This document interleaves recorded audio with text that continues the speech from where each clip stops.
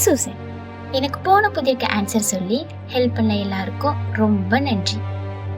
போன பசில்ல எனக்கு ஹெல்ப் பண்ணவங்க கார்த்திகா பிரவீன், கண்ணாட்டால் கௌதம், சுப்பையா ராதா. இவங்க எல்லாருக்கும் ரொம்ப நன்றி. ஆனா இது முதல் புதிர் தான், இன்னும் நிறைய இருக்கு. எல்லா எபிசோடையும் முழுசா கேட்டு எல்லா புதிருக்கும் ஆன்சர் சொல்லி ஹெல்ப் பண்ணுங்க.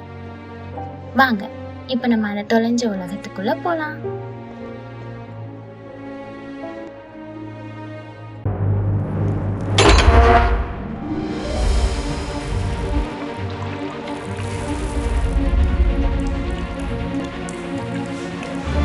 லாஸ்ட் ரவுண்டுக்கு உங்களை வரவேற்கிறேன்.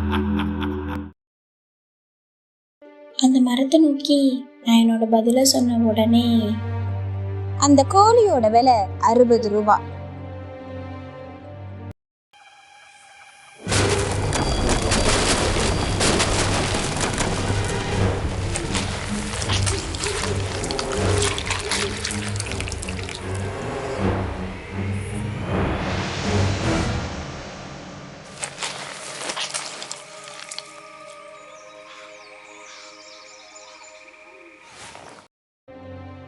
அந்த மரத்துல இருந்து வந்த நீல ஒளி என் கண்களை பறிச்சிச்சு.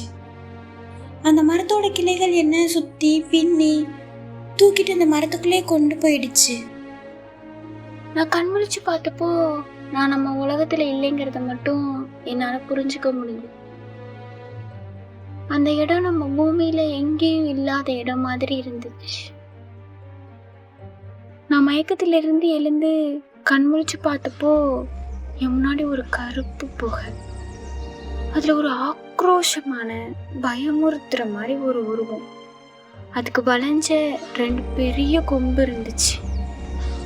2 பெரிய ரெக்கைகளும் வவ்வாலுக்கு மாதிரி இருந்துச்சு. அதோட கையில என்னோட ஜிம்மி.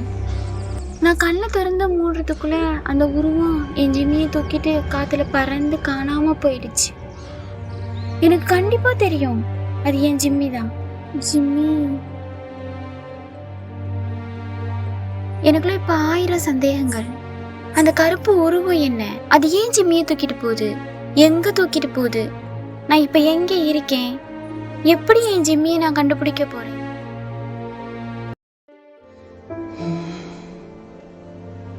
எவ்வளவு கேள்விகள் எனக்குள்ள இருந்தாலும் இப்ப எனக்கு முன்னாடி மரங்கள் இருந்த காடுகள் தான் இருக்கு. எனக்கு அதில் பல்தர இருக்கிறது இந்த 4 பாதை தான். ஒவ்வொரு பாதையும் ஒவ்வொரு திசையை காட்டுது. முதல் பாதை, இது ரொம்பவே சின்ன பாதை. அந்த பாதையோட எண்டில் ஒரு பெரிய மரம் இருந்துச்சு. அது வெறும் மரம் மட்டும் இல்லை, அங்கே ஒரு கதவும் இருந்துச்சு. அது சாதாரண கதவுகளை விட ரொம்பவே சின்னமாக இருந்துச்சு. அது சரியா ஜிம்மியோட ஹைட்டு தான் இருக்கும். ஒருவேளை இந்த கதவு தான் நான் வந்த பாதையோட கதவா? அப்ப நான் இது வழியா தான் வெளியே போக முடியும். ஆனா இதுக்கான சாவி எங்க இருக்கு? பக்கத்துல எங்கேயும் இருக்க வாய்ப்பு இல்லை. இந்த மூடப்பட்ட மரக்கதவோட இருக்க மரத்தோட முதல் பாதை முடிஞ்சிருச்சு. அதுக்கப்புறம் என் கால்கள் 2வது பாதையை நோக்கி நடக்க ஆரம்பிச்சிச்சு. அங்க தூரத்துல ஒரு சின்ன கிராமம் என் கண்ணுக்கு தெரிஞ்சிச்சு. என் கால்கள் விறுவிறுன்னு அந்த கிராமத்தை நோக்கி நடந்துச்சு. தனிமையில தவிச்ச எனக்கு அந்த கிராமத்துக்கு போனா நல்ல வழி கிடைக்கும்னு ஒரு தைரியம் வந்துச்சு. ரொம்ப நம்பிக்கையோடு நடந்தேன். ஆனா அங்க இருந்த கிராமம் மனித நடமாட்டமே இல்லாத கிராமமா இருந்துச்சு. அங்க மனிதர்கள் இருந்ததுக்கான அடையாளம் இருந்தாலும் இப்ப வெறும் அமைதியான வீடுகள் மட்டும்தான் இருந்துச்சு. அந்த பாதை என்ன அந்த கிராமத்தை தாண்டி ஒரு பெரிய மரத்துக்கு கூட்டிட்டு போச்சு. இந்த மரத்துலயும் கதவு. எத்தனை மரம், எத்தனை கதவுகள். ஆனா இந்த கதவுல சாவி துவாரமே இல்லை. அதோட கைப்பிடி ரொம்ப டிஃப்ரெண்டா ஒரு டிராகனோட தலை மாதிரி இருந்துச்சு. ஆனா அதுல ஒரே ஒரு கைப்பிடி தான் இருக்கு, இன்னொன்னு மிஸ்ஸிங். அந்த மரத்தை சுத்தியும் ஒரு கண்ணாடி பாலம் ஒன்று இருந்துச்சு. அது மரத்தோட மேல் பகுதிக்கு போ.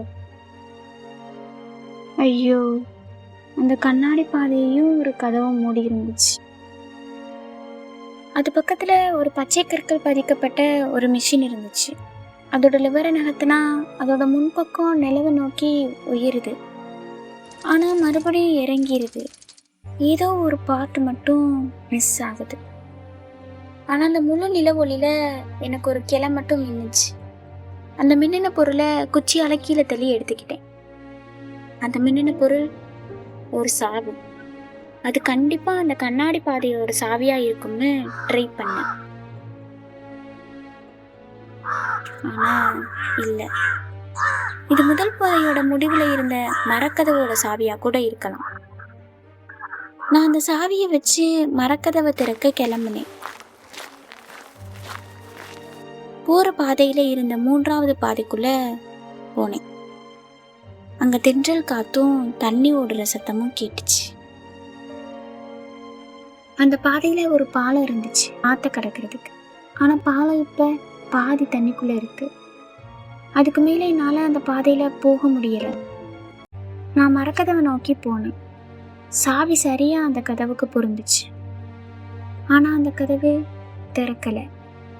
அதுக்கு பதிலா ஒரு புதிர் தான் வந்துச்சு. அந்த புதிரோட பதில் தான் அந்த கதவுக்கு சாவியா இருக்கும்.